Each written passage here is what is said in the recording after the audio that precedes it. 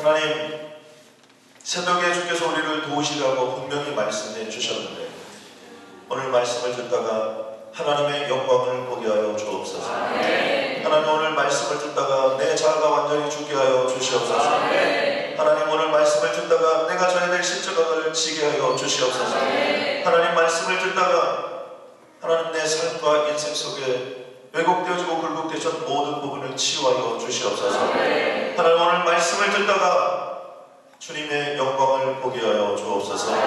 예수님의 이름으로 기도드렸습니다. 오늘 하나님께서 우리에게 주신 말씀은 신약성경 마가복음 1장 16절에서 20절 말씀입니다. 제 성경으로 신약 54면에 있습니다. 마가복음 1장 16절에서 20절 말씀을 찾아보는 것 같아 하나님께서 오늘 우리에게 주시는 계시의 말씀으로 받으시길 바랍니다. 천천히 한 목소리로 같이 공부할 때 하나님께서 오늘 우리에게 주시는 계시의 말씀으로 받으시길 바랍니다. 이왕이면 말씀을 읽을 때 최선을 다해서 큰 소리로 이 말씀이 나에게 주신 말씀으로 우리 그렇게 공독하겠습니다. 시작. 갈릴리 해변으로 지나가시다가 시몬과 그 형제 안드레가 바다에 금을 던지는 것을 보시니 그들은 어머나. 예수께서 이르시되 나를 따라와 내가 너희로 사람을 넘는 어부가 되게 하리라 하시니 곧 그물을 버려두고 나니라. 조금 더 가시다가 세베대의 아들 야고보와 그 형제 요한을 보시니 그들도 배에서 그물을 깁는데 곧 부르시니 그 아버지 세베대를 품꾼들과 함께 배에 버려두고 예수를 따라가니라. 아멘. 오늘 나를 따라 오너라는 제목으로 우리 둘째 날 아침 우리 김주환 목사님 나오실 때 주님 감사합니다, 고맙습니다, 은혜 받겠습니다. 우리 성경을 잘 들고 자리에서 다 함께 기립박수로 일어나서 주님께 감사와 영광의 박수를 올려드립니다. 우리 다 함께 감사합니다.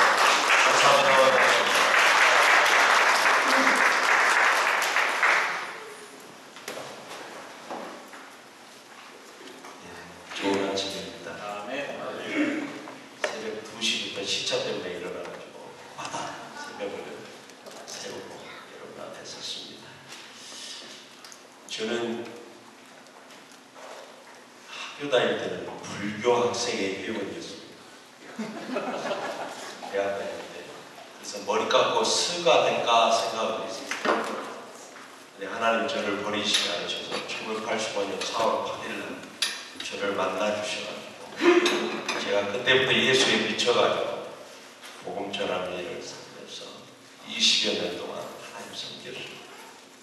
그래서 특별히 선교에 부르심이 있어서 91년도에 선교사를 올려받고 선교사는 나가려고 하는데 한국에 머물면서 선교사들을 보내는 일을 하도록 하셔서 선교 광주라는 단체를 만들어가지고 16년 동안 광주 전남북 지역에 있는 청년 학생들과 교회들을 선교에 동원하고 훈련하는 사역이 너무너무 잘 돼서 하나님의 은혜로 잡는 너무 아름다운데 하나님이 2004년도에 나주에 월산교회라는 교회를 개척하게 하셔서 7년 동안 목회를 하는데 할마시더라고. 할머니들에게 시골 할머니들에게 복음을 전하고 그들이 정말 복음이 복음됨을 실증할 수 있는 기회를 주셨어요. 그래서 아주 잘 되고 너무 행복하고 풍성한데 한 2, 3년 전부터 하나님이 떠나라. 제가 중국을 다니면서 중국 지도자 훈련 한 10여 년 했기 때문에 중국 보내주면 딱인 거예요. 그런데 하나님께서 단체도 정리해라, 교회도 정리해라, 그리고 떠나라고 하신 거예요. 그래서 중국 보내주시나 다른 교회 보내주시나 마침 그때 청빙돌복을 해서 그런 뜻으로 받아들였죠. 단체를 정리하기가 참 어려웠어요. 왜냐하면 한 16년 동안 제 전론과 제 전삶을 바쳐서 섬겼기 때문에 어려웠어요. 그런데 하나님이 말씀하실 때는 순종할 수 있는 은혜를 주십니다. 능력을 주십니다. 네? 제가 추천서 받은 교수님한테 가고 목사님들한테 갔더니 미쳤냐? 뭐가 부족해서 가냐? 뭐가 부족해서 떠나냐? 야, 미쳤거든요. 미쳤어요. 그분이 나의 왕이시고 주인이시니까 순종하는 것 뿐이죠. 그렇습니까? 주님이 여러분 왕이십니까? 주인이십니까? 그러니까 우리 삶은 그분 말씀에 순종하는 거예요. 순종하는 거예요. 그분 말씀과 뜻을 따라가는 거예요. 그래서 제가 기꺼움으로 단체도 넘겨주고 교회도 넘겨주고 하나님의 말씀을 따라서 이곳까지 왔습니다. 우리가 예수를 믿는다는 것은 나는 죽고 내 안에 주님이 사십니다. 이건 진리라는 것은 우리가 믿음으로 취하면, 믿음으로 고백하고 우리가 그것을 믿음으로 취하면 생명과 능력으로 실제가 되는 줄 믿습니다. 우리가 진리는 우리가 고백하고 믿음으로 취하면 실제가 되는 거예요. 우리 삶의 실제가 생명이 되고 능력의 역사로 나타납니다. 나 죽고 주님이 내 안에 사신다는 것은 삶의 주권을 하나님께 넘기는 겁니다. 마태복음 19장에 보면 부자 청년이 나옵니다. 부자예요. 관원이에요. 청년이에요. 그런데 그 영혼에 만족함이 없었습니다. 만족함이 없었어요. 왜요? 하나님의 생명이 없었기 때문에.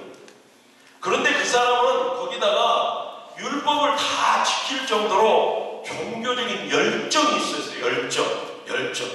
우리하고는 좀 다른 사람입니다. 이래 두 번째 끔찍하고 율법을 온전히 지켰다고 말하는 사람이에요. 그런데 그 영혼에 만족이 없었어요. 그건 하나님의 생명이 없어서 하나님의 생명이 없어서.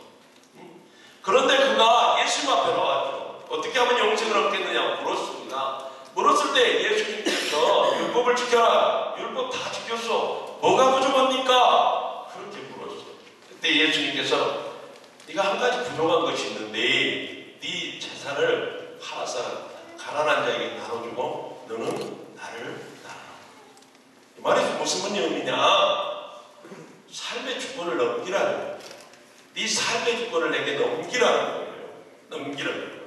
부자 청년은 그 재물 때문에 근심해서 돌아갔습니다. 많은 성도들이 교회에 나와요. 많은 성도들이 교회에 나와서 다 합니다. 예배도 드리고 기도도 하고 봉사도 하고 헌금도 하고 아침부터 저녁까지 교회에서 열심을 다해요. 그런데 그 부자 청년처럼 아무것도 얻지 못하고 돌아가는 사람들이 많습니다. 모든 거 다 들고 교회에 나와요. 이것저것 다 가지고 교회에 나와. 그런데 돌아갈 때는 아무것도 얻지 못하고 돌아가는 사람들이 많습니다. 왜 그러냐? 다 하는데 한 가지만 안 하는 거예요. 삶의 주권은 하나님 앞에 넘기지 않는 것이고, 삶의 주권을 넘기지 않는 거예요. 다 하는데 한 가지만 하는 거예요. 기도도 하고 예배도 드리고 헌금도 드리고 봉사도 하고 다 하는데 자신의 삶의 주권을 하나님 앞에 넘기지 않는 거예요. 그렇기 때문에 우리 삶에 여러 가지 묶임들과 흔들림이 나타나는 거예요. 여러분, 우리 몸에 암이 있으면 여러 가지 증상이 나와요. 두통도 오게 되고 종기도 생겨나게 되고 소화도 되지 않습니다. 여러 가지 증상이 나오죠. 머리도 빠지게 되고. 그런데 우리가 두통약 먹으면 안 되잖아요. 소화제 먹으면 안 되잖아요. 그렇죠? 우리가 종기에 상처에 바르는 약을 발라주면 안 되잖아요. 그거 해결하려고 하면 안 되잖아요. 근본적인 암의 문제가 해결되면 그 모든 증상이 사라지게 될 줄 믿습니다. 마찬가지예요. 우리가 눈에 보이는 현상이나 우리가 눈에 보이는 상황들, 우리가 나타나는 현상들을 해결하려고 했을 게 아니라 우리 삶의 주권을 하나님 앞에 넘기면 부활의 생명과 능력의 역사가 우리 삶에 나타나게 될 줄 믿습니다. 우리가 우리 마음대로 살면 행복하겠죠. 그런데 하나님이 우리를 다스릴 때 행복해. 성령님이 우리를 온전히 다스릴 때 행복해. 하나님의 말씀이 우리를 통치할 때 가장 행복하고 참된 자유가 우리에게 있게 된다. 제가 아는 정집사님이라고 계세요. 서울에 계시는데 이분은 교회에서 9가지 공사를 합니다. 9가지. 맥주절이나 추수감사절 때 헌금 많은 사람 이름이 주보에 나온다. 누구 왜 몇 명 이런. 누가 자기가 되지 않으면 잠을 못 잔다. 빚을 내서라도 자기가 최고 많은 헌금을 해서 누구 왜 몇 명으로 부리기를 원합니다. 그런데 이분은 저한테 그런 얘기를 하더라고요. 우리 교회 목사가 8놈이나 있는데 꼭 그렇게 말했어요. 말씀을 들어먹을 만한 놈이 한 놈도 없다. 그러면서 자기 남편, 혼남, 자식들, 원망, 불평, 난리를 치고 교회 4억까지 봉사를 해요. 자기 교회는 자기 없으면 안 물러가. 저 없으면 더 잘 될 것이다. 그런 착각하는 양반들 여기 있으면 안 돼요. 그 사람 없으면 더 잘 됩니다. 개방하고 있는 거고. 얼마나 저한테 그냥 막 그 쓰레기들을 쏟아놓는지 제가 마태복음 19장을 가지고 삶의 주권을 넘기지 않아서 그 모양이다. 예수 믿는 거 아니에요.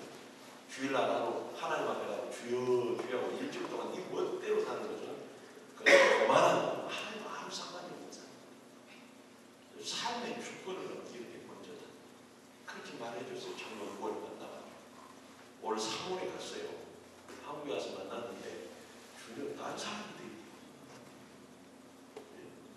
아주 부부가 싸우기로 유명해갖고 교회 안에 다 난리 난 집안인데 다른 사람도 있어요. 뭐 어떻게 그렇게 됐냐. 자기가 그때 말씀을 듣고 회개해. 그래도 하나님한테 기도해야 돼. 자기 성질이 하도 묵묵하니까 성령이 내 심령을 다스려주세요. 내 가정을 다스려주세요. 내 삶을 다스려주세요. 하나님께 자기 삶을 맡기기 시작합니다. 그랬더니 놀라운 변화가 일어났대요. 그러면서 저한테 뭐라고 오늘 아침에 목사님 제가 먼지거리 오고 갑니까? 그래서 먼지거리 했어. 그랬더니 남편이 수저로 밥을 드는데 자기가 생선 발라서 올라오고 있거든요. 그래가지고 자식도 모아놓고 아버지가 어떤 분 얼마나 훌륭한 분인가를 자기가 일장 연설을 하고 그것 때문에 제대로 못 산다고 그것 때문에 내 인생이 되다 그것이 믿음이 없어갖고 내가 이렇게 산다고 저한테 작년 9월에 그렇게 거품을 보내서 욕했더니 그렇게 변하죠. 여러분 우리가 삶의 주권을 하나님께 넘기면 되어지는 은혜 되어지는 역사가 우리 목사님 아까 맡기시라고 했잖아요. 맡기면 주님께 맡기면 되어지는 은혜 되어지는 여러분이 순장의 직분을 여러분이 하려면 안 됩니다. 힘들어요. 짐이 돼. 무거워요. 그런데 우리가 우리 물을 할 수 없어서 주님께서 하시도록 맡겨드리면 내어드리면 되어지는 은혜 되어지는 역사 성령의 역사는 되어지는 은혜예요. 되어지는 역사예요. 믿음의 은혜는 되어지는 은혜 되어지는 역사예요. 우리 물은 따라서 믿음의 사람은 하나님이 내 인생의 주인이 되어서 하나님의 말씀과 뜻을 따라서 내 인생을 이끌어갑니다. 그렇기 때문에 예수 믿고 나면 새로운 피조물이 됩니다. 고린도 후서 5장 17절에 그런 종 누구든지 그리스도 안에 있으면 새로운 피조물이라 이전 것은 지나갔으니 보라 새 것이 되었도다. 새로운 피조물이 되었다는 것은 존재가 바뀌었다는 거예요. 존재가 바뀌었다는 증거는 두 가지입니다. 하나는 삶의 가치가 바뀌는 거예요. 삶의 가치. 우리가 돈, 출세가 최고 가치였어요. 최고 가치. 저도 예수 믿기 전에 그랬습니다. 가난해가지고요. 제가 그런 계획을 세웠어요. 45살이 되면 우리나라 5대 재벌 안에 들어야겠다고 인생을 10대 때부터 쭉 계획을 해서 그것을 따라서 살아가는 거예요. 그런데 어느 날 옷이라고도 안 했는데 주님이 저를 찾아오셨어. 저한테 은혜를 부어주셔서 그래가지고 그 계획이 다 흐트러져가지고 주님께 코가 끼어가지고 오늘까지 예수에 미쳐서 이렇게 삽니다. 갈수록 증세가 심각해집니다. 돈, 출세가 최고 가치를 돈에 미쳐 살던 인생, 출세에 미쳐 살던 인생이 예수 만나면 예수의 최고 가치가 돼서 예수에 미쳐 살게 될 줄 믿습니다. 이게 존재가 바뀌는 거예요. 예수는 적당히 믿어지지 않습니다. 예수 만나면 적당이라는 게 없어요. 예수에 미치게 되는 거죠. 적당히가 됩니다. 깨쳐서 예수에 살고 예수에 죽는 거예요. 이게 거듭나는 거예요. 이게 새로운 피조물이 되는 거죠. 두 번째는 삶의 목적이 바뀌는 거죠. 예? 내 욕심이나 내 이익이나 내 뜻을 따라 세상 것만 쫓아 살던 인생이 이제 그것으로부터 돌이켜서 하나님의 말씀과 뜻을 쫓아서 살게 됩니다. 회개라는 건 그런 겁니다. 내 의를 따라서 내 욕심과 내 계획과 내 뜻을 따라 살던 인생이 예수 만나보면 돌이켜서 하나님의 말씀과 뜻을 따라 사는 거예요. 하나님의 목적을 내 삶의 목적으로 삼고 살아가는 거예요. 예? 헨리 수쿠가는 한 영혼에 갇히는 그 사람의 사랑의 대상에 의해서 축전된다고 말했어요. 여러분, 그 사람의 소원은 그 사람의 존재를 말해주는 거예요. 예? 그래서 예수 만나고 구원받았다는 것은, 거듭난다는 것은 삶의 소원이 바뀌었다는 거예요. 왜 바뀌는 줄 아세요? 예수 만나고 나면 성령이 우리 안에 오는 거예요. 그러면 전혀 새로운 소원이 생겨요. 하나님을 말씀대로 살고 싶은 소원, 하나님 뜻대로 살고 싶은 소원, 하나님을 기쁘시게 하고 싶은 마음, 하나님을 영화롭게 하고 싶은 거룩한 소원이 생겨나요. 예수 믿기 전에는 생각지도 못했던 일이에요. 예수 믿기 전에는 우리 마음에 전혀 생기지 않았던 소원이요. 그런데 예수 믿고 구원받아서 성령이 우리 안에 오면은, 우리 안에 오시게 되면 이런 거룩한 소원, 전혀 새로운 소원, 한 번도 꿈에도 생각해보지 못한 소원들이 생겨나게 됩니다. 우리가 예수 만나고 나서 삶의 가치와 목적이 달라지는 이유가 뭐냐? 첫째는 예수 믿는 순간에 우리가 죄에 대해서, 세상에 대해서, 사단과 사망과 심판에 대해서 죽고 예수님으로 태어나기 때문에. 두 번째는 우리 안에 참 보배 되신 예수님 오시기 때문에. 여러분, 주님이 여러분 안에 계십니까? 계십니까? 여러분, 우리 몸뚱아리는 질그릇이에요. 여기다 별것을 갖다 붙여도, 학위를 100개 붙여도 우리 존재가 달라지는 거 없어요. 우리 존재가 저 예수 그리스도예요. 할렐루야. 아멘입니까? 아멘이에요. 아멘. 제가 서울에 있는 큰 교회 집회를 갔더니 간다고 했는데 거기서 와달라고 하더니 프로필을 보내시오 그러더라고요. 그래서 뭡니까? 그랬더니 8줄을 보내시오. 쓸 것도 없어요. 그래서 제가 그랬어요. 나중에 월산교회 담임목사라고만 써주라.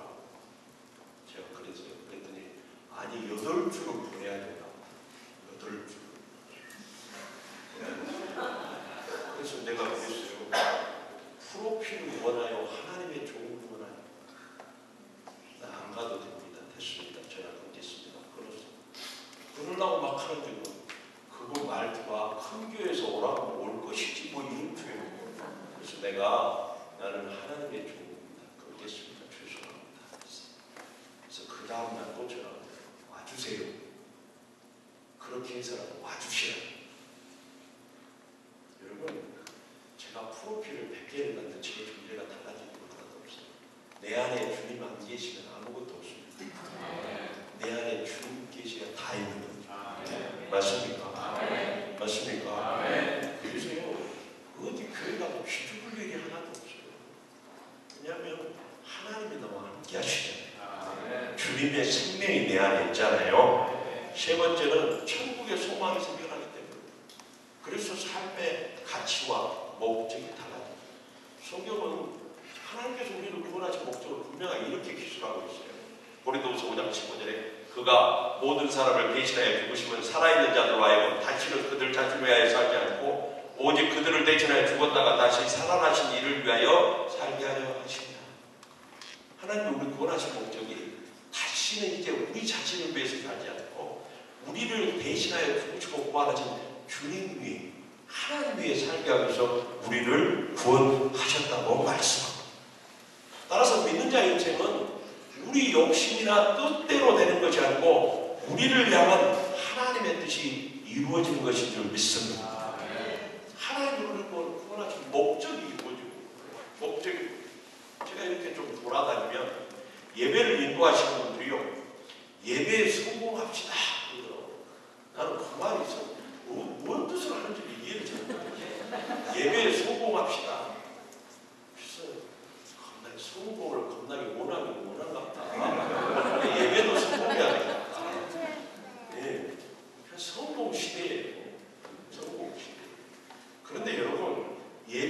성공하는 게 뭐예요? 하나님이 받으시는 예배가 성공하는 예배다. 그렇죠? 하나님이 흠양하는 예배가 성공하는 예배예요. 하나님을 만나는 예배가 성공하는 예배예요. 성공한 사역자라고 자기 입으로 떠드는 양반들 많이 있어요. 그래서 왜 그런가 하면 옆에서 다 그런다네요. 또 자기가. 그런데 말입니다. 남들의 말은 아무 소용이 없어요. 사람이 뭐라고 평가하는 아무 의미가 없어. 우리 주인 되시고 왕 되신 하나님, 마지막 날 우리 삶을 평가하신 하나님께서 성공했다고 해야 진짜 성공한 인생입니다. 맞습니까? 맞습니까? 그러면 하나님 앞에 성공한 인생이 뭐예요? 하나님을 영화롭게 하는 인생이 뭐예요? 예? 하나님 앞에 성공한 인생이 뭐냐 이 말이에요. 그것은 나를 향한 하나님의 뜻이 이루어지는 겁니다. 내 인생을 향한 하나님의 뜻이 이루어지는 거예요. 그게 하나님 앞에 성공한 인생이고 하나님을 영화롭게 하는 복되고 존귀한 인생이라요. 여러분, 나를 향한 하나님의 뜻이 이루어지는 거예요. 그렇기 때문에 남들하고 비교하지 마세요. 나를 향한 하나님의 뜻이 이루어지는 거예요. 내 인생을 향한 하나님의 뜻이 이루어지는 거예요. 다 누구처럼 되는 게 아니라 우리 각자 인생을 향한 하나님의 그 독특하신 계획, 하나님의 그 거룩한 뜻이 이루어지는 거예요. 그러니까 남들 잘된 거 부러워하거나 질투하거나 열등감에 빠질 것 없다 이 말이에요. 나를 향한 하나님의 뜻이 이루어지는 것이죠. 그럼 어떻게 약속을 성취하라고 오늘 말씀이 보여줘요. 예수님께서 시몬과 안드레에게 찾아오시고, 은혜는 그거라겠잖아요. 어제 주님이 먼저 찾아오셔. 우리 삶의 자리로 찾아오셔. 우리 구원은 우리로부터 시작되는 게 아니라 철저하게 하나님의 은혜인 겁니다. 은혜란 말이에요. 철저하게 하나님의 은혜. 그래서 예수님께서 시몬과 안드레에게 뭐라고 말하냐? 나를 따라오너라. 여러분, 믿음의 삶은 예수님 따라갑니다. 예수 믿고 나서 구원받는 땡이 아니라 매일매일 주님 따라가는 거예요. 주님 따라가는 것은 주의 말씀을 따라가는 것이고 주의 뜻을 따라가는 거예요. 이게 믿음의 삶. 오늘 나를 따라오라면서 뭐라고 말씀하냐? 내가 너희로 사람을 낳는 어부가 되게 하리라. 시몬과 안드레를 뭐 만드시겠다는 거예요? 사람 낳는 어부로 만들겠다는 거예요. 이것은 시몬과 안드레를 향하신 하나님의 약속이고 그들의 인생을 향한 하나님의 뜻입니다. 그러면 시몬과 안드레는 예수님 만나기 전에 나름대로 인생의 계획이 있었어요. 이 뱃사람들 아닙니까? 고기 잘 잡아가지고 좋은 집 짓고 배 하나 더 늘려가며 아내와 자식과 행복하게 사는 거죠. 그리고 그 꿈을 위해서 열심히 살았을 거예요. 그런데 예수님께서 그들에게 찾아오셔서 이제 그들의 인생을 향한 주님의 계획을 선포하신 거예요. 내가 너로 사람 낳는 어부가 되게 하리라. 주님이 찾아오셔서 우리 인생을 향한 계획을 말씀해주는 순간에 우리는 이제 우리 욕심과 계획과 뜻을 쫓아서 살 수가 없게 된다. 시몬과 안드레는 더 이상 자기 계획대로 살 수가 없게 됩니다. 하나님의 말씀을 따라서 하나님의 뜻을 쫓았어요. 믿음의 삶은 선택입니다. 내 계획이나 내 욕심이나 내 뜻을 따라 살 것이냐, 하나님의 말씀과 뜻을 쫓아 살 것인가 선택하는 둘 중에 하나예요. 가운데 길이 없어요. 두 길을 다 갈 수가 없어요. 내 욕심, 내 계획 쫓아가면서 하나님 뜻 쫓아갈 수 없어요. 내 길을, 내 뜻을 쫓아가거나 하나님의 뜻을 쫓아가거나 둘 중에 하나예요. 이것은 정반대 길이기 때문에 한 길만 가게 되어 있다. 시몬과 안드레가 자신들의 계획과 뜻을 고집하며 사람들은 어부로 사는 살아갈 수 없잖아요. 그것을 내려놓아야 뒤돌아 서야만 주님의 뜻을 쫓아갈 수 있습니다. 버려야 돼요. 죽여야 돼요. 포기. 그래서 누가복음 9장 23절에 또 우리에게 이르시되 아무든지 나를 따라오려거든 자기를 부인하고 제 십자가를 지고 나를 따를 것이다.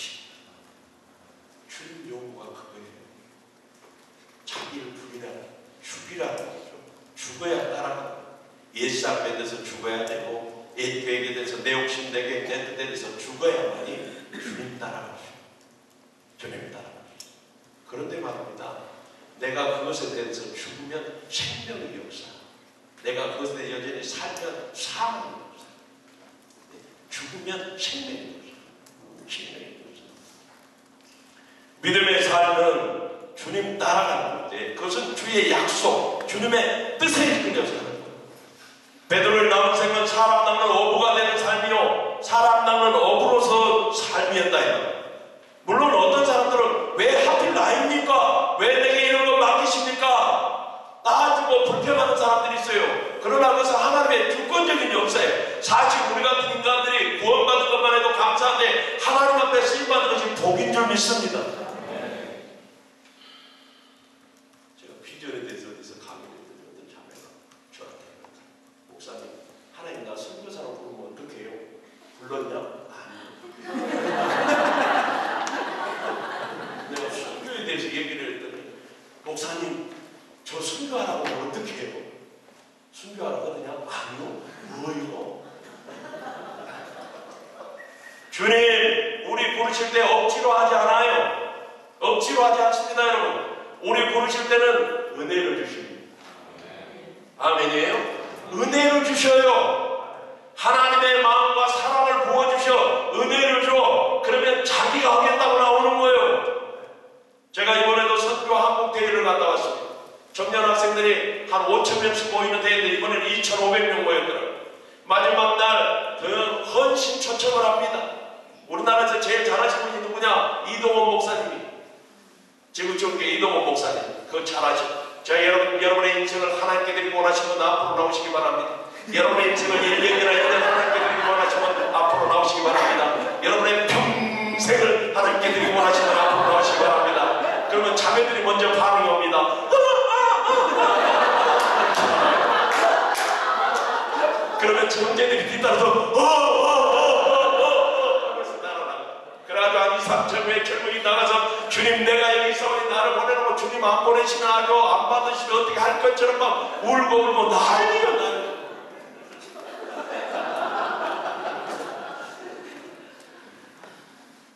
선교요 은혜 주십니다. 은혜 주십니다. 하나님 부르실 때 은혜를 주십니다. 여러분 부르실 때 은혜를 주십니다. 감당할 수 있는 은혜 주시오. 능력 주시오. 그 은혜로 감당하는 거죠. 그 능력으로 감당하는 거예요. 아멘이요. 우리가 순종하면 감당할 수 있는 은혜와 능력 주십니다. 주셔요. 왜 하필 나입니까? 따지고 불평할 수 있지만 주권적인 역사에 우리에게 주신 하나님의 약속을 우리 인생을 향한 하나님의 뜻이라고 봅니다. 사명이라고 봅니다. 여러분 오늘 사명은 하나님의 뜻은 베드로가 세운 계획이 아니잖아요. 안드레가 세운 계획이 아니잖아요. 하나님이 말씀하신 거잖아요. 그게 사명이에요. 하나님이 말씀하신 거예요. 우리가 세운 계획이 아니라 우리가 세운 욕심이 아니라 하나님이 말씀하신 거예요. 여러분 하나님의 일은 하나님이 말씀하신 것만 하나님의 일이에요. 사실 우리가 주를 위해서 뭐 할 것도 없어요. 우리가 뭐 주를 위해서 뭐 보태는 것도 없어요. 우리가 할 일은 주님 말씀하시면 순종합니다. 그러면 우리를 통해서 주님 얼마든지 일하시겠어요. 뭐 하겠다고 설치지 마세요. 방해만 돼요. 주님이 가만히 말씀하고 가만히 계시고 제발 설치 좀. 교회에서 지나친 양반들이 좀 많거든요. 지나가니 나와버렸어. 가만히 계시고 말씀하시면 순종만 잘하세요. 마지막 날 하나님께서 우리 국력을 시험할 때 불러 뭐만 남은 거죠? 하나님이 말씀하시는 것만 남아요. 말씀하시는 건 하나님이 말씀하시는 것만 남아요.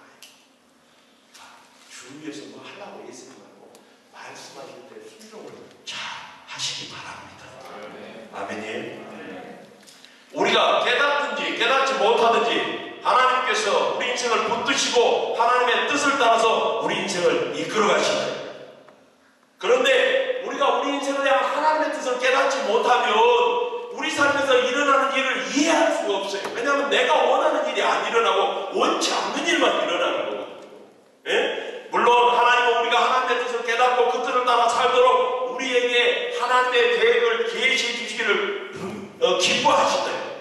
예? 우리에게 하나님의 거룩한 뜻을 소원으로 계시해 주시기를 기뻐하셔요. 빌립보서 2장 13절에 너희 안에 행하시느냐 하나님이시니 자기의 기쁘신 뜻을 위하여 너희에게 소원을 두고 행하게 하시나니 예수 믿고 구원받아서 믿음의 삶의 시작은 내 욕심과 내 계획을 내려놓고 하나님의 약속, 하나님의 말씀을 붙드는 거예요. 이게 믿음의 삶이에요. 이제 내 마음대로 안 살고 말씀 붙들고 살고 하나님의 뜻을 쫓아 살고 하나님의 약속. 그것이 하나님 보기에 축복이죠. 왜냐하면 하나님은 선하심에 가장 좋은 것 주시고 어제도 말씀드렸던 것처럼 영원한 것 주시고 진짜 복은 내 인생을 향한 아버지의 뜻이 이루어지고 그게 하나님을 영화롭게 하는 인생이고 성공한 인생이라. 또한 우리 삶은 하나님의 뜻이 이루어지는 삶인 동시에 그 뜻에 합당한 사람으로 빚어져가는 삶이 하나님의 뜻에 합당한 사람으로 빚어져가는 우리 인격과 성과 삶의 모습들이 하나님이 주신 거룩한 사명을 감당하기에 합당한 사람으로 빚어져가는 하나님 어떤 일을 맡기실 때 거저 맡기잖아요. 빚어서 맡기시지.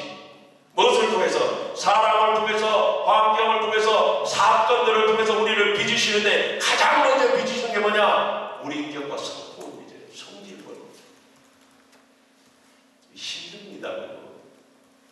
성질 죽는 거 힘들어요. 누가 그러더라고요. 집 바치고 못 바치고 다 바치고 못 바치면 자기 성질 바친 사람은 못 받아. 나는 원래 그래. 원래 그러니까 죽어야 돼. 나는 원래 그러고도 교회에서 그러냐고 말이야. 먼저는 우리 인격과 성품을 빚어. 두 번째는 뭐냐? 우리 믿음을 빚으시죠. 하나님을 알아. 믿음을 빚어. 왜냐하면은 어제 목사님들이 그 말씀해 주셨는데 하나님의 약속은 얼마든지 그리스도 안에서 예가 되나니 그로 말미암아 우리가 아멘 하여 하나님께 영광을 드리게 됩니다. 하나님의 모든 것은 약속으로 주어지거든요. 말씀으로 주어져요. 그렇기 때문에 믿음만 있으면 다 우리 것이 돼요. 아멘이에요. 그래서 세상 사람들은 돈이 전부지만 믿는 사람은 믿음이 전부거든요. 그래서 하나님은 우리의 무엇을 연단하시냐? 믿음을 연단합니다. 믿음. 네? 세 번째는 우리를 향한 하나님의 뜻이 이루어지는 뭘 통해서?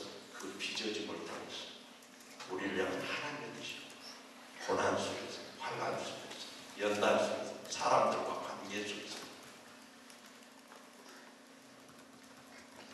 물론 심지어 그런 것뿐만 아니라 우리 귀하게 넘어짐을 통해서도 하나님은 우리를 빚어가시는 줄 믿습니다. 어제 말씀처럼 하나님을 사랑하는 자, 그 뜻대로 부르심을 입는 자들에게는 합력하여 선을 이루는 우리가 뒤에 넘어지는 것을 통해서 실수를 통해서도 빚어져요. 그래서 우리가 그것들을 통해서 우리가 온전히 죽어져. 아니 이미 십자가에 죽은 우리의 죽음이 우리 삶의 실제가 돼요. 우리 삶의 모든 영역의 실제가 되어가요. 예수를 따라갔던 베드로의 삶은 사람 낳는 어부로서 그 사명에 합당한 사람으로 빚어져가는 삶. 하나님이 빚으시는 것은 두 가지를 빚으시거든요. 첫째는 우리의 모든 자랑과 강함을 다 깨뜨리시고 우리의 자랑을 내려놓게 하고 우리의 강함을 내려놓게 하고 성령의 조명하심 앞에서 말씀의 거울 앞에서 우리의 실체를 보게 하셔서 우리가 얼마나 하나님 앞에 소망 없는 존재임을 철저하게 알게 하고 그렇게 함으로써 하나님의 은혜가 아니고는 살 수 없는 존재, 하나님이 붙들어 주지 않으면 살 수 없는 존재, 하나님이 함께해 주지 않으면 한순간도 하나님 말씀에 순종할 수 없는 존재임을 철저하게 깨닫게 합니다. 여러분 겸손이 뭐예요? 겸손이 뭐예요? 하나님 없이 살 수 없는 게 겸손이다. 그렇죠? 하나님 없이 살 수 없어요. 한순간도 하나님 없이 살 수 없어요. 하나님이 은혜 주시 않으면 한순간도 믿음으로 살 수 없어요. 하나님이 붙들어 주지 않으면 한순간도 믿음에 서 있을 수가 없어요. 예? 하나님이 함께 주지 않으면 우리에게서는 선한 것이 아무것도 나오지 않아요. 하나님이 은혜 주셔야만 살게 되는 줄 믿습니다. 정말 순간에 튀어올라요. 순간에 살아요. 순간에.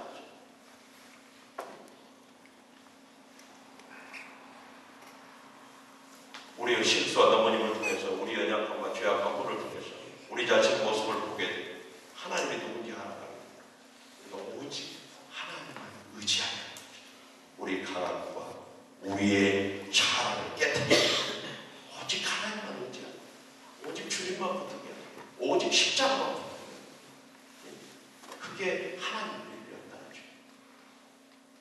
왜냐하면 우리가 가장 약할 때 가장 강한 줄 믿습니다. 아멘이에요. 제가 어제 말씀드렸잖아요. 여기 와서 어떤 분이 살았다고. 처음에 와가지고 여기서 빵 쪼가지고 좀 얻어달라고 제가 얼굴에 제가 시골에 있으면서 제가 직접 농사를 지어가지고 이렇게 채소들 가지고 먹고 살아가지고 이게 막 이상하고 그러니까 부장이 소문이 하나 생깁니다. 어디서 고추에다 된장에다 된장국 한 그릇 먹어봤으면 좋겠다 생각이 들어요. 아침에 기도하는 그래서 기도를 했어요. 아버지 된장국 한번 먹읍시다.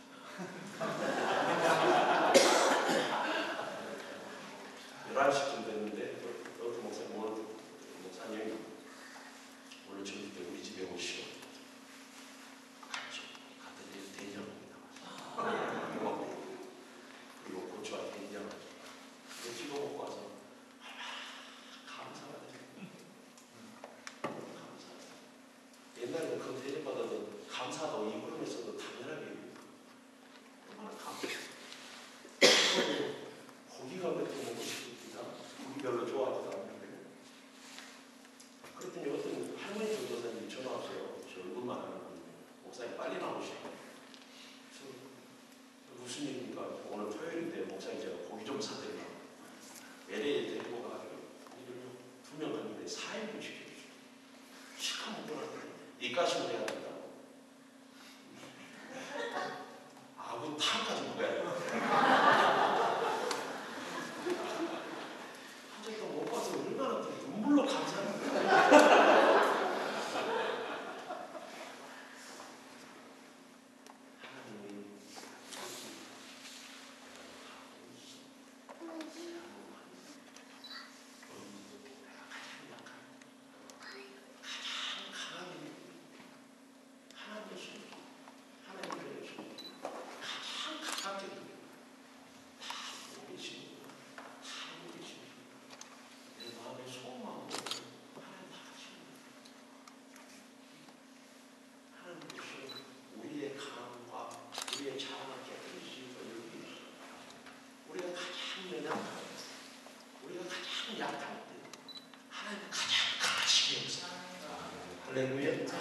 하나님을 더 깊이 알고 하나님을 가장 가깝게 체험하는 베드로도요. 수없이 의심도 하고 실수도 하고 예수님 부인해 주시고 예수님은 늘 하늘 얘기하고 베드로는 땅 얘기하고 우리하고 똑같잖아요. 베드로가 세 번을 부인하고 나 같으면 안 그래. 뭐 매일 부인하고 살아야 되니까 가면 물어봐야 되겠고 따져봐야겠다. 막 이런 사람이 있다. 조금 가면 따져보라. 전하지 않았어요. 하나님은 늘 하늘에 축복만 하고 우리는 땅에 거. 하늘 얘기하면 그래도 땅에 거. 그럼에도 불구하고 그 인생을 향한 하나님의 뜻이 그를 붙들고 있는 줄 믿습니다. 여러분 인생을 향한 하나님의 뜻이 여러분을 붙들고 있어요. 붙들고 있다. 수없이 실수와 넘어짐을 통해서 아브라함이 예수님 누군지 알아가는 베드로는 예수님 누군지 알아가는 아브라함도 마찬가지예요. 수없이 넘어짐과 실수와 기다림의 시간을 통해서 열국의 아비로 빚어져가는 그 약속이 그를 붙들고 있는 거예요. 성경의 인물들 보세요. 하나님의 선포하신 그 약속, 그 인생을 향한 하나님의 뜻이 그들을 붙들고 있어요. 점점 하나님이 어떤지 알아감을 통해 자기가 어떤 존재인가를 알아가는. 여러분 베드로는 여러분, 예수님께서 십자가를 지시고 죽을 것을 말씀하시자 죽을지언정 결코 죽음을 버리게 않겠다고 맹세하는 마태복음 26장 34절 35절에 베드로가 대답하여 이르되 모두 주를 버릴지라도 나는 결코 버리지 않겠나이다. 예수께서 이르되 내가 진실로 내게 이르노니 오늘 다 울기 전에 내가 3번 나를 부인하리라. 베드로가 이르되 내가 주와 함께 죽을지언정 주를 부인하지 않겠나이다 하고 모든 제자들도 그와 같이 말하니라. 다 버려도 나는 안 버릴 것입니다. 예수님 다 울기 전에 3번 나를 부인하라. 그러면 입을 다물어야 됩니다. 근데 우리도 그렇게 못해. 열정이 넘치셔가지고 우리 베드로 형님이 그걸 못 참아. 내가 주와 함께 죽을지언정 주를 부인하지 않겠나이다. 여러분, 그러나 베드로는 예수님이 잡히시자 예수를 버리고 도망치게 되고 계집 종 앞에서 부인하는 거예요. 여러분, 무장한 로마 군사가 다 칼로 가서 너도 같이 있었지 이러면 좀 뽀대가 나잖아요. 그런데 해보지 마요. 가고 있는 부지게 있는 거예요.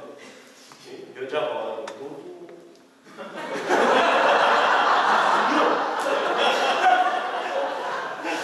그런 거 같은데 아니라니까? 이거 얼마나 쪽팔린데? 좀 번쩍번쩍한 놈들이 칼을 들고 딱 가서 너 죽인다 이렇게 나와야 좀 호대가 있는데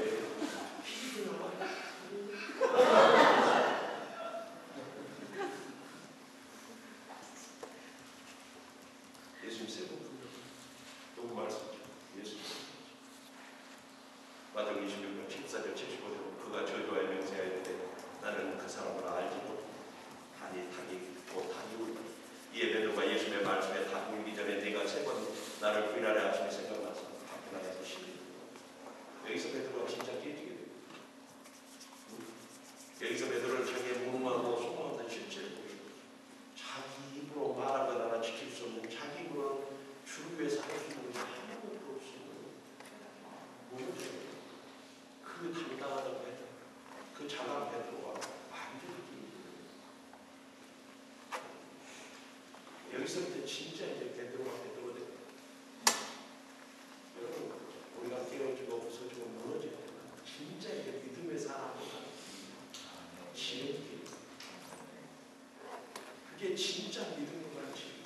그런데 안 깨지려고 애쓰는 거예요. 안 무너지려고 애쓰는 버티는 거예요. 어떻게 할 수가 있으면 버텨버려. 주가 이러시면 안 되죠. 그래도 나한테 이러면 손해줘.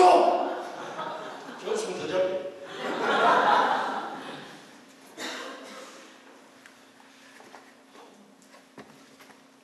저는 하나님께서 우리 혈과에 빠지고 그만을 때지 우리를 그 하나님께서 지켜줘. 그래서 내 마음대로 안 되고 그래서 내 생각대로 안 되고 그게 감사. 내 마음대로 되면 망하는 거.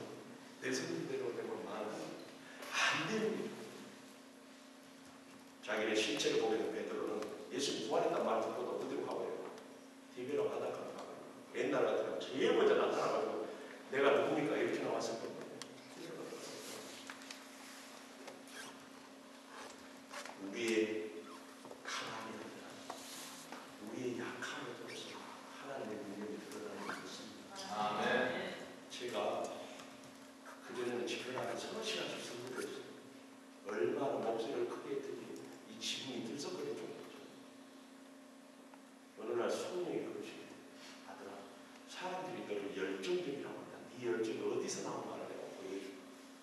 제 열정 안에는 제 혈기도 있고 제 상처도 있고 분노도 있고 남에게 나를 드러내고자 하는 경험하는 마음도 있고 거기에 성령의 역사도 있고 성령께서 이 모든 것을 다 성령의 불로 태워주고 오직 성령으로 행하기만 원하노라.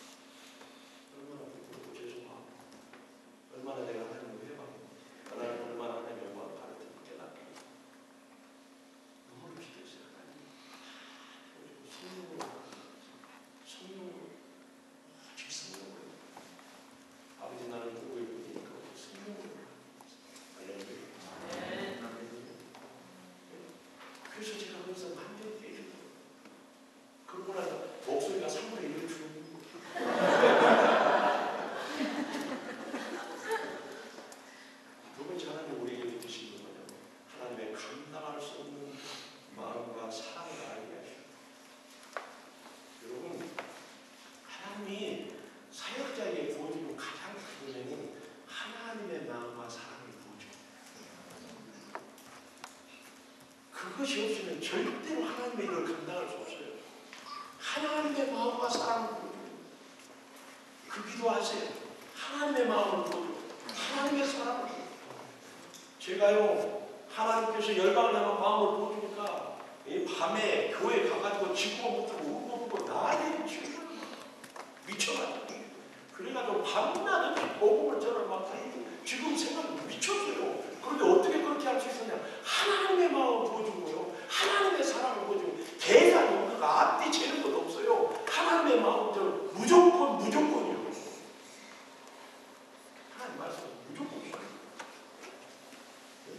그래서 아버지의 사랑에 붙들리지 않고는 하나님의 일을 감당할 수 없어요. 아버지의 마음이 부르지 않고는 하나님을 감당할 수 없어. 우리의 모든 하나님의 일을 돕기는 하나님의 사랑이어야 되는 줄 믿습니다. 그것만 아버지의 마음과 사랑이 부어지는 게 은혜입니다. 그게 복이에요. 여러분에게 아버지의 마음, 영을 향한 아버지의 마음, 교회를 향한 아버지의 마음, 이 땅을 향한 아버지의 마음과 사랑을 보여주시기를 축원합니다. 아멘. 그 마음 부어져야 돼요. 우리 영은 사랑할 수 없어요. 우리 자신을 주체 못하잖아요. 그 마음이 부어져야 돼요. 그 사랑이 부어져야 우리 성도들을 사랑할 수 있는 거예요. 섬길 수 있는 거예요. 할렐루야.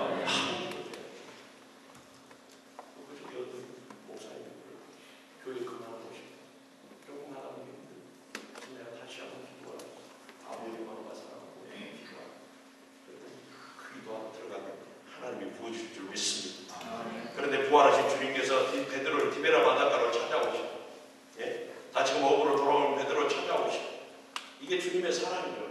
우리가 넘어지면 그 넘어진 자리에 또 찾아오시고, 이런 번 넘어지면 이런 번 찾아오시고, 주님 찾아오시고, 끝까지 우리 사랑하시고, 죄악에 넘어지고 세상에 넘어져도 주님 다시 찾아오셔서 우리를 일으키시고 세우사 주님의 뜻하신 길대로 우리를 인도해 가실 줄 믿습니다. 왜요? 주님의 뜻이 우리를 붙들고 있거든요. 주님의 약속이 우리를 붙들고 있거든요. 베드로 앞에 물어보거든요. 요한의 아들 시몬아, 네가 이 사람들보다 나를 더 사랑하냐? 그러니까 주님 그러하이다. 내가 주님께서 주님을 사랑하는 주님 아십니다. 옛날에는 주님 그걸 맞으라고 하시오. 내가 분명히 베드로가 이렇게 나갔을 거예요. 깨졌어. 그러니까 주님, 내가 주님을 사랑하는 주님께서 아십니다. 이렇게 나오는 거예요. 그러니까 고난이 은혜가 실수가 은혜야. 실패가 은혜야. 은혜. 내 아들 먹이다. 요한의 아들 시몬아, 네가 나를 사랑하냐? 세 번 물어볼 때는 근심이 되고, 어째서 이 양반이 세 번 물어볼 거야? 내가 세 번 부인하는 걸 어떻게 아시고 세 번 물어볼 거야? 내가 주님을 사랑하는 걸 주님께서 아십니다. 근데 주님 말씀은 베드로가 예수님 사랑하는 것을 몰라서 그러는 게 아니에요. 지금 주님이 말씀을 하고 있어요. 베드로 너 나 사랑하지. 그런데 마음대로 내 안 돼. 안 되지. 너 나 사랑하면 내가 안 돼. 너 나 사랑하잖아. 근데 네 마음대로 안 되잖아. 네 생각대로 안 되잖아. 네 결심대로 안 되잖아. 네가 말한 대로 안 되잖아. 그런데 진짜 중요한 것은 내가 너를 사랑한다. 어떻게? 죽기까지 사랑한다. 내가 너를 되게 해주시는. 아멘. 우리 주님 사랑하는 마음이 있어요. 그래서 오늘 여기 왔잖아요. 영원 사랑하는 마음이 있어요.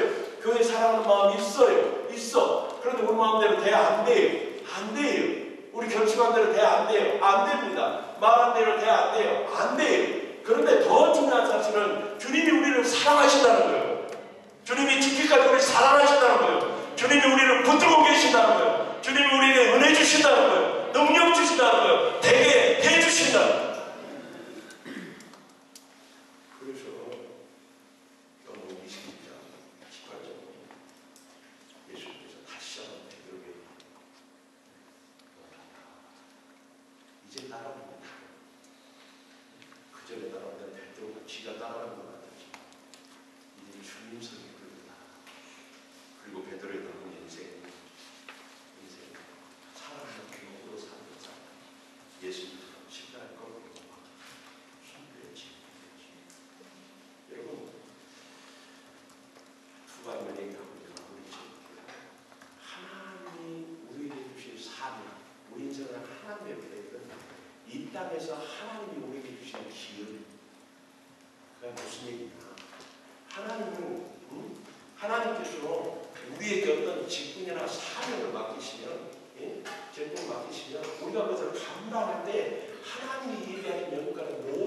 누리게 된다. 그래서 우리를 향한 하나님의 뜻, 우리에게 주신 하나님의 사명은 하나님께서 이 땅에서 우리에게 주신 기업이다. 기업. 우리가 그것을 감당할 때, 우리가 그 뜻을 쫓아 살 때, 그 사명에 순종할 때 하나님의 영광에 예배하신 모든 것을 받아 누리게 된다. 또한 우리에게 주신 사명은 하늘의 기업도 됩니다. 우리가 그것을 어떻게 감당했느냐에 따라서 우리의 영원한 삶이 결정되기 때문에 결정되기 때문에 그래서 사명은 이 땅에서 우리에게 주신 기업이기도 하지만 하늘의 영원한 기업도 된다. 그래서 고린도후서 5장 9절 10절은 그러니 우리는 몸으로 있든 떠나 있든 주를 기쁘시게 하는 자가 되기를 힘쓰노라. 이는 우리가 다 반드시 그리스도의 심판 앞에 나타나게 되면 각각 선악간에 그 몸으로 행한 것을 따라서 받으려 함이라. 그런데 사명을 주실 때는 항상 다른 약속이 하나 있는데 내가 너와 함께 하리라. 내가 너와 함께 하리라. 항상 약속이 있다. 그 말은 무슨 얘기인가요? 조금만 묵상해보면 주님께서 친히 우리를 통해서 이루신다는 것입니다. 주님이 이루신다는 것. 주님이 이루신다는 것. 하나님의 은혜와 함께 하심과 보호하심과 공고하심과 인도하심의 손길을 함께 해주셔서 주님께서 친히 그 약속을 이루어 주신다는 것. 그 사명을 이루어 주신다는 것. 우리가 그것에 주님 주신 은혜에 순종해서 따르기만 하면 하나님이 누가 했다고 인정해 주는 거예요. 네가 했다. 누가 해요? 하나님이 다 해주시고 네가 했다. 네 믿음이다. 잘했다. 착하고 충성도 좋은 칭찬해 주시다. 사랑하는 여러분, 우리가 하는 일은 하나님의 말씀에 순종하는 거예요. 하나님의 따라오시는 거예요. 따라하는 거예요. 하나님이 은혜 주시고 감동하실 때 순종하는 거예요. 하나님께서 우리를 통해서 친히 그 일을 이루실 줄 믿습니다. 하나님은 반드시 우리 인생의 그 뜻을 이룹니다. 하나님의 능력과 열심히 그것을 이루실 것입니다. 중요한 것은 우리가 그 뜻을 따라 결단. 하나님, 내가 이제까지는 내 마음대로 살았었죠. 내가 하나님의 뜻을 따라 살기 원합니다. 이제부터는 사명을 따라 살기 원합니다. 하나님을 영화롭게 하는 삶을 살기 원합니다. 고백하시고 믿음으로 날마다 성령을 따라 말씀을 따라 하나님의 뜻을 따라 복된 삶을 살게 되기를 축원합니다. 나를 따라오너라. 이게 오늘 아침에 우리에게 주시는 하나님의 음성입니다. 그 음성에 순종하는 여러분들 되시기 바랍니다. 기도하십시오.